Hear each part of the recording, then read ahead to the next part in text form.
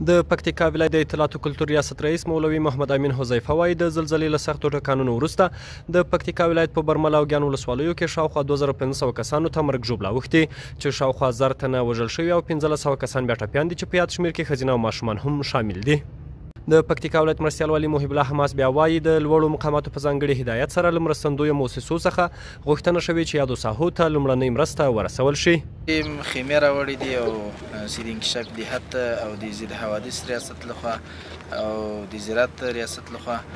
خیمې هم ورته راوړي دي او خوراکي توکي هم را رسولي دي او څه په لارې باندې دي هغه به هم ورته راورسېږي انشاءالله. بل لور ته بیا ځانمن شوي خلک وایي دوی د سرپناه ځایونه له لاسه ورکړي، په کورونو کې یې ژور تلفات رسېدلي، غوښتنه کوي چې بشري مرستې دي ژر تر ژره ورسره ترسره شي. د یادو سیمو 2 کسان وایي د زورورې زلزلې له امله یې ډېر تلفات لیدلي او د کورنیو ډېر شمېر وګړي له لاسه ورکړي چې د اوس لپاره د دولت له لوري د شوې مرستې منندوی دي، خو د لا زیاتو مرستو هیله څرګندوي.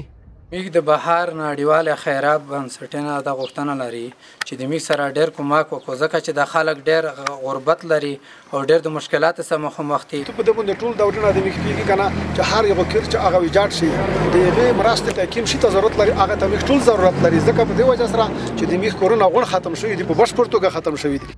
هیره د نه وي چې د تلفاتو یاد ارقام د تغییر په حال کې دي چې ممکن له دې هم زیات شي.